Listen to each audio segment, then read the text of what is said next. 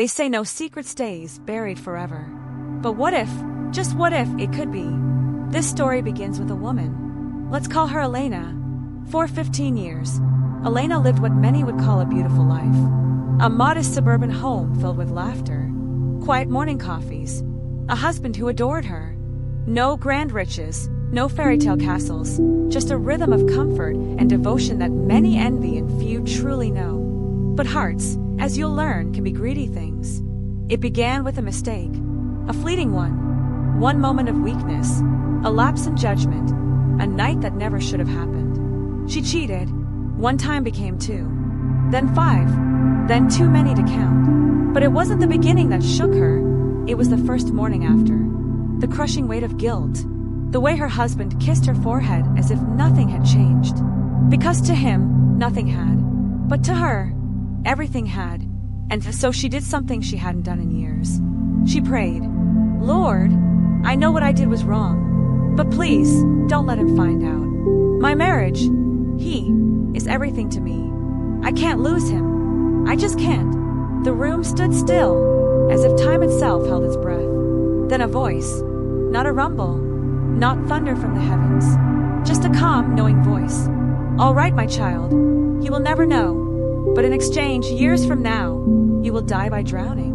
It was a strange bargain, but in her shaken, shameful haze, Elena nodded, whispered, "Thank you," with tears in her eyes. She had bought time, bought silence, bought a second chance. And so life continued. Days turned into weeks, weeks into years. Elena buried the memory deep beneath layers of joy. She threw herself into building a small business, a boutique cafe, rich with color and charm. Her husband stood by her every step, just as loving, just as loyal. And while the weight of her first mistake faded, the habits did not. You see, guilt is a fading bruise, but temptation? It's a tattoo etched into the skin of the restless. The years passed in luxury and laughter. She cheated again.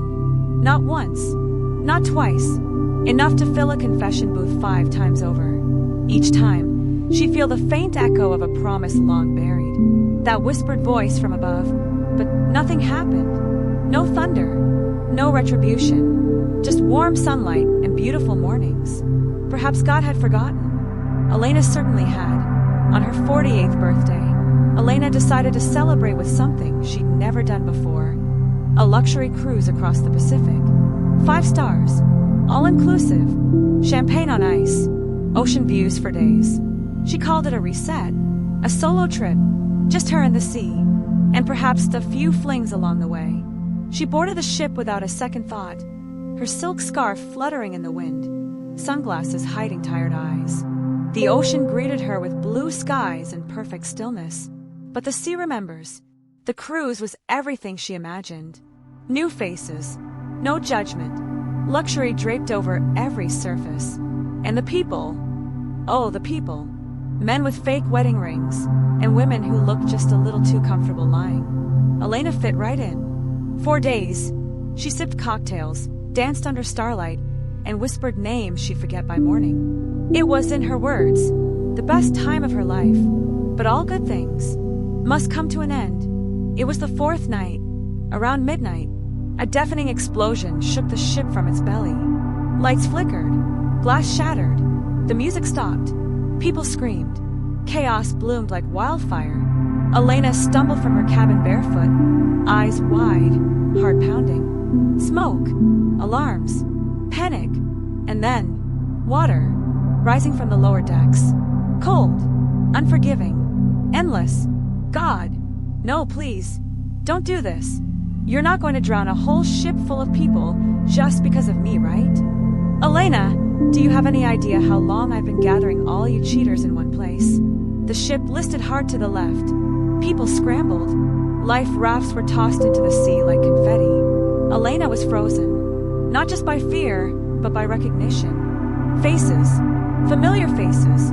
That man from Miami, that woman from her gym, that guy from the gas station near her cafe. All people she knew and had known, all staring back at her in terror. The cruise wasn't just a getaway. It was a gathering. The waves did what waves do. They rose. They swallowed. And for Elena, the water wasn't just cold, it was final. There was no rage in the storm, no vengeance in the flood, just divine bookkeeping, a quiet reckoning. When the last light disappeared beneath the ocean's surface, the sea grew still again. Above, the moon carried on. Below, silence. Elena's story isn't a warning. It's a reminder that sometimes your prayers are answered, but every promise comes with a price.